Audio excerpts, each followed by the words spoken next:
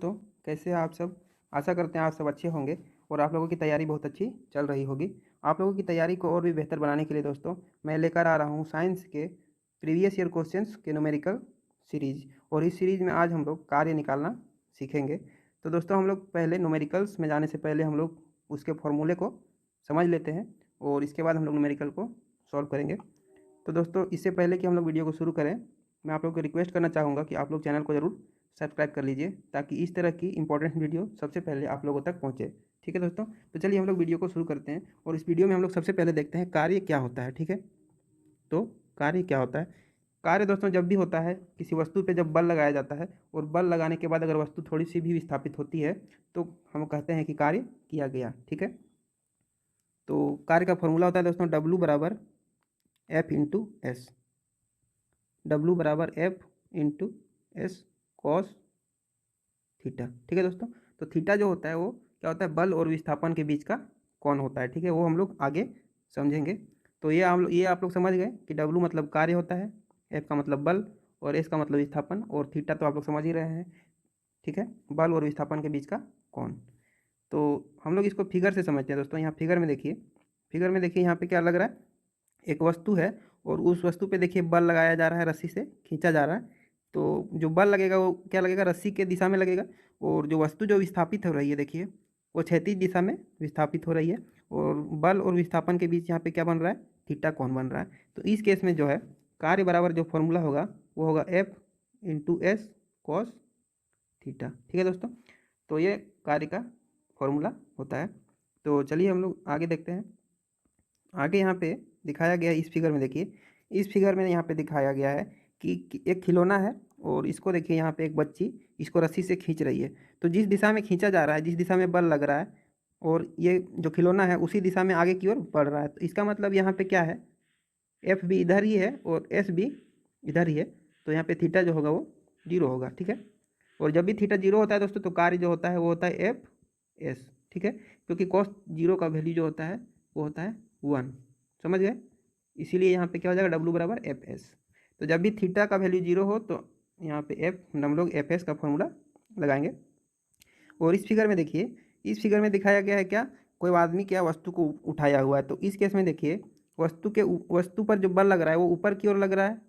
ठीक है, और ये जो आदमी चल रहा है वो किधर चल रहा है, वो एक क्षैतिज दिशा में चल रहा है। तो इस पर जो विस्थापन होगा वो आगे की ओर होगा। तो विस्थापन और बल के बीच यहाँ पे कोण जो बन रहा है वो 90 डिग्री बन रहा है। और जब भी थीटा जो होगा वो दोस्तों 90 डिग्री होगा तो उस केस में W जो होगा वो जीरो होगा। क्यों, क्योंकि कॉस जो होता है, कॉस 90 जो होता है उसका वैल्यू होता है 0 डिग्री। कॉस 90 का वैल्यू जो होता है वो होता है 0, इसीलिए यहाँ पे कार्य जो होगा वो 0 होगा। आगे हम लोग देखते हैं यहाँ पे न्यूमेरिकल दिया हुआ, इस क्वेश्चन को हम लोग सॉल्व करेंगे और कुछ कॉन्सेप्ट भी सीखेंगे। तो इस क्वेश्चन में देखिए बोला गया है 20 न्यूटन का एक बल एक वस्तु को 2 मीटर विस्थापित कर देता है और 20 जूल कार्य करता है। बल और विस्थापन के बीच कौन है। तो देखिए यहाँ पे क्या दिया हुआ है, यहाँ पे बल दिया हुआ है 20 न्यूटन और एस दिया हुआ है 2 मीटर और यहाँ पे कार्य दिया हुआ है दोस्तों 20 जूल। ठीक है, और हम लोगों को यहाँ पे थीटा पूछा गया है तो इसको हम लोग निकालेंगे। तो यहाँ पे कार्य का हम लोग फॉर्मूला लगाएंगे क्या, एफ एस कॉस थीटा। तो यहाँ पे W दिया हुआ है हम लोग को, कितना दिया हुआ है W 20 जूल, तो 20 लिख देंगे। और बल दिया हुआ हम लोग को 20 न्यूटन, एस का वैल्यू दिया हुआ है यहाँ पे 2 मीटर और कॉस थीटा। ठीक है, तो ये 20 और 20 तो कट जाएगा एक बार में, तो इधर लेफ्ट साइड हो जाएगा दोस्तों एक 1/2 और राइट साइड में बच जाएगा कॉस थीटा। तो क्योंकि 1/2 जो होता है वो दोस्तों कॉस 60 जो होता है उसके बराबर होता है। तो यहाँ पे कॉस 60 बराबर कॉस थीटा हो गया।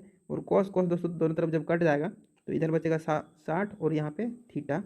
तो थीटा बराबर हो जाएगा दोस्तों 60 डिग्री। ये हो जाएगा हम लोग का करेक्ट आंसर, जो कि ऑप्शन ए में दिया हुआ है, इसीलिए हम लोग का ऑप्शन ए जो होगा वो करेक्ट होगा। आगे देखते हैं। आगे बोला गया इस क्वेश्चन में एक पोर्टर ज़मीन से 12 केजी सामान उठाता है और उसे ज़मीन से 1.5 मीटर ऊपर अपने सिर पर रखता है। सामान पर उसके द्वारा किया गया कार्य की गणना करें। दोस्तों जब भी कोई वस्तु ज़मीन से ऊपर उठाया जाता है तो उस केस में वस्तु पर जो किया गया कार्य होता है वो वस्तु की जितनी स्थितिज ऊर्जा होगी उतनी ही उस वस्तु पर कार्य किया जाएगा। तो यहाँ पे वस्तु को ज़मीन से ऊपर उठाया जा रहा है तो उस केस में जो कार्य का फॉर्मूला जो हम लोग लगाएंगे वो क्या होगा, स्थितिज ऊर्जा। और स्थितिज ऊर्जा का फॉर्मूला होता है क्या, mgh। ठीक है, तो यहाँ पे देखिए m दिया हुआ है कितना, 12 केजी जी का मान हम लोग को लेना है 10 और एच दिया हुआ हम लोग को 1.5 मीटर।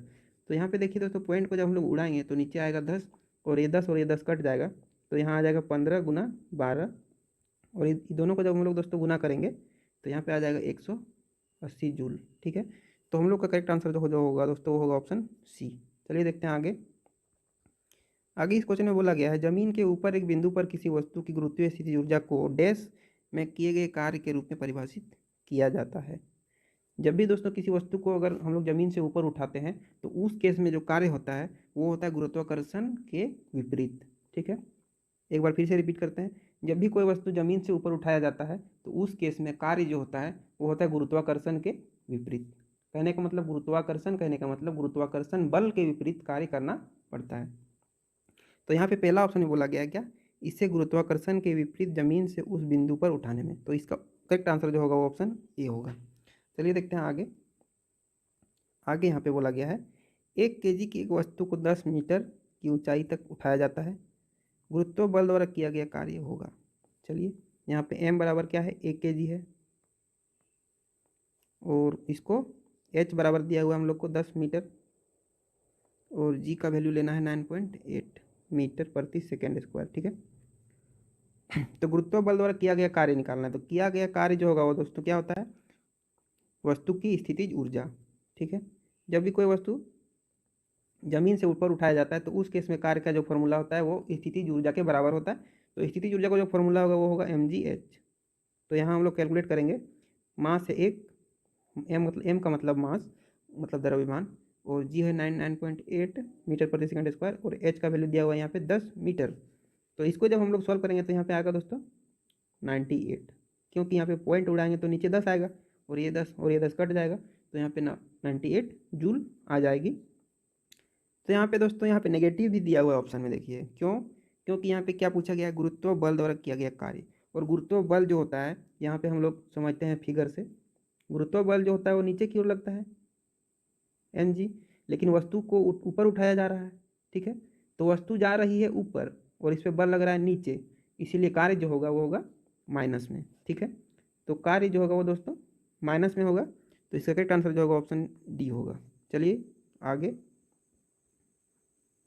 आगे बोला गया है 1 केजी की एक वस्तु को 10 मीटर की ऊंचाई तक उठाया जाता है। ठीक, गुरुत्व बल द्वारा किया गया कार्य होगा।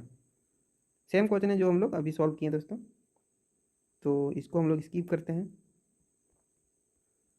नेक्स्ट क्वेश्चन में बोला गया है एक कुली जमीन से 20 केजी का सामान उठाता है और उसे जमीन से 2 मीटर ऊपर अपने सर पर रखता है।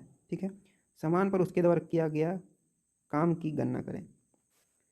क्या होता है, एक आदमी क्या होता है, इसमें बोला कि कुली जमीन पर इतना का सामान। ठीक है, कोई दिक्कत नहीं है क्वेश्चन में ये, हाँ ठीक। इसमें हम लोग लेते हैं m बराबर 20 केजी, h बराबर 2 मीटर और g बराबर 10 मीटर प्रति सेकेंड स्क्वायर। चलिए, तो यहाँ पे हम लोग को वस्तु पर किया गया कार्य निकालना है। तो कार्य जो होता है दोस्तों, जब भी कोई वस्तु जमीन से ऊपर उठाया जाए और कार्य निकालने बोला जाए तो उस केस में कार्य का फॉर्मूला जो होगा वो स्थितिज ऊर्जा का जो फॉर्मूला आता है वही होगा। क्यों, क्योंकि कोई भी वस्तु जब जमीन से ऊपर उठाया जाता है तो वस्तु पर किया गया कार्य जो होता है वो उसके स्थितिज ऊर्जा के बराबर होता है। तो स्थितिज ऊर्जा का जो फॉर्मूला होता है वो होता है mgh। तो यहाँ पे m कितना है 20 केजी, g का वैल्यू 10 और h है 2 मीटर, तो यहाँ पे क्या हो जाएगा 400 जूल। इसका ऑप्शन सी जो होगा वो करेक्ट होगा। आगे देखते हैं। आगे इस क्वेश्चन में बोला गया था जब कोई वस्तु बल की दिशा में 1 मीटर की दूरी तय करता है, जब कोई वस्तु बल की दिशा में 1 मीटर की दूरी पर 1 न्यूटन बल के द्वारा चलती है तो किए गए कार्य की मात्रा कितनी होगी। तो यहाँ पे क्या बोला गया है कि s बराबर क्या बोला गया है 1 मीटर है और बल दिया हुआ है 1 न्यूटन, तो यहाँ पे w निकालने बोला गया है। और w का फॉर्मूला जो होता है दोस्तों क्या होता है fs। दोस्तों मैं बताना चाहूँगा यहाँ पे फॉर्मूला होता है fs cos थीटा, लेकिन यहाँ पे थीटा के बारे में कुछ भी नहीं बोला गया क्वेश्चन में, तो उस केस में हम लोगों को थीटा के बारे में सोचना ही नहीं है। हम लोग फॉर्मूला लगाएंगे w बराबर f इंटू एस। तो f यहाँ पे 1 है और s भी 1 है, तो यहाँ पे 1 गुना 1 क्या हो जाएगा 1 जूल। ठीक है, तो इसका करेक्ट आंसर जो होगा ऑप्शन डी होगा। नेक्स्ट क्वेश्चन में देखिए इसमें बोला गया 10 किलोग्राम वजन वाले सूटकेस को उठाकर एक प्लेटफॉर्म पर खड़े यात्री द्वारा किया गया कार्य। कोई भी यात्री अगर सूटकेस उठाकर खड़ा है दोस्तों, ठीक है, तो उस केस में किया गया कार्य जो होगा वो जीरो होगा। क्यों जीरो होगा? क्योंकि डब्लू बराबर क्या होता है? एफ एस कॉस थीटा, ठीक है। लेकिन यहाँ पे क्या है, विस्थापन क्या है दोस्तों? जीरो है, क्योंकि सूटकेस को क्या क्या किया है, सर पे उठाकर क्या है, खड़ा है। तो इसीलिए क्या होगा, एफ गुना जीरो गुना कॉस थीटा बराबर क्या हो जाएगा, जीरो जूल। तो इसीलिए इसका ऑप्शन बी जो होगा वो करेक्ट होगा।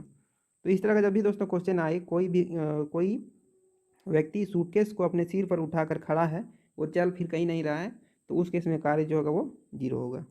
चलिए देखते हैं नेक्स्ट क्वेश्चन को।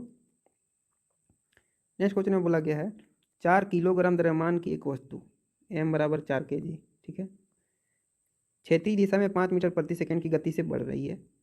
v1 बराबर 5 मीटर प्रति सेकंड। इसकी गति 10 मीटर प्रति सेकंड तक बढ़ाने के लिए इस पर किया गया कार्य ज्ञात करें, ठीक है। v2 दिया हुआ हम लोग को 10 मीटर प्रति सेकंड और किया गया कार्य हम लोग को निकालना है। चलिए, क्वेश्चन आसान है दोस्तों, लेकिन थोड़ा सा कॉन्सेप्चुअल क्वेश्चन है। जब भी ऐसा क्वेश्चन आए, गति देखिए v1 से v2 हो रहा हो, तो उस केस में क्या गतिज ऊर्जा हम लोग निकालेंगे। क्यों? क्योंकि जब वस्तु गति में है तो उस केस में उसमें कौन सी ऊर्जा होगी, गतिज ऊर्जा होगी। और तो क्योंकि एक गति से दूसरी गति में हम लोग को परिवर्तन करने में कार्य करना पड़ रहा है, तो कितना कार्य करना पड़ेगा दोस्तों? जितना उसका गतिज ऊर्जा में परिवर्तन आएगा वही कार्य हम लोग को करना पड़ेगा। तो हम लोग यहाँ पे क्या करेंगे, दो टाइप का काइनेटिक एनर्जी निकालेंगे।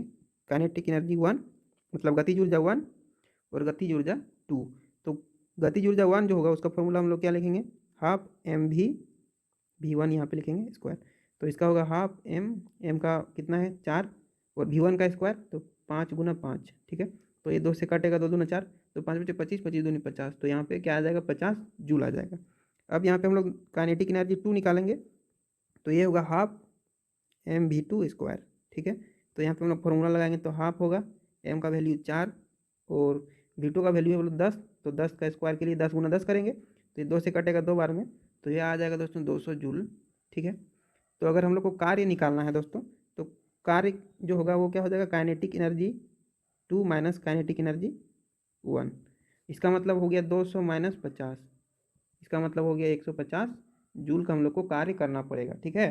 5 मीटर प्रति सेकेंड से 10 मीटर प्रति सेकेंड तक बढ़ाने के लिए हम लोग को जो कार्य करना पड़ेगा वो होगा 150 जूल। तो इसका ऑप्शन ए जो होगा वो करेक्ट हो जाएगा, ठीक है। ये क्वेश्चन अच्छा था, इस क्वेश्चन को रिपीट होने का भी चांस है, तो आप लोग अच्छे से इसको समझ लीजिएगा।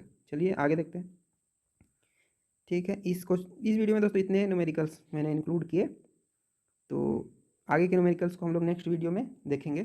तो दोस्तों आप लोग चैनल को जरूर सब्सक्राइब कर लीजिए ताकि आने वाला वीडियो आप लोग को सबसे पहले मिले, ठीक है। तो चलिए मिलते हैं हम लोग नेक्स्ट वीडियो में, थैंक यू।